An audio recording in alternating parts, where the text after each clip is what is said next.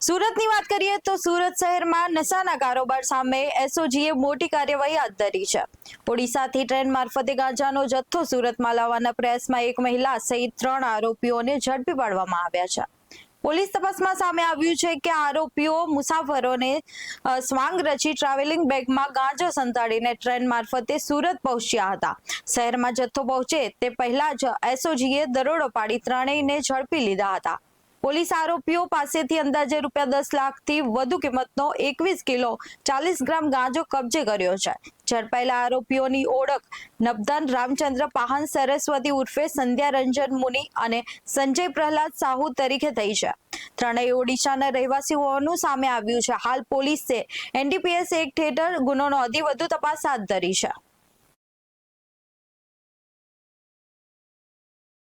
No drugs in Surat city અંતર્ગત ગઈકાલે ભુવનેશ્વરથી એક ટ્રેન આવતી હતી। એની અંદરથી એસઓજીએ ટોટલ 10,71,950 રૂપિયાનો ટોટલ 21 કિલો 40 ગ્રામ જેટલો ગાંજો ઝડપી પાડ્યો છે। 3 આરોપીઓ પણ પકડાઈ ગયા છે।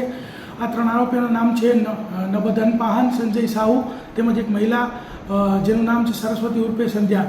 આ ત્રણેય ઓરિસ્સાના રહેવાસી છે। આ લોકોનો મોડેસ ઓપરેન્ડી એવી હતી કે આ લોકો મુસાફરનો સ્વાંગ રચી અને બેગની અંદર ટ્રાવેલિંગ બેગની અંદર ગાંજો છુપાવીને લાવતા હતા। એસઓજી એમને ઝડપી પાડ્યા છે અને એનડીપીએસ એક્ટ હેઠળ ગુનો દાખલ મૈતરપુરાની અંદર કરવામાં આવેલ છે।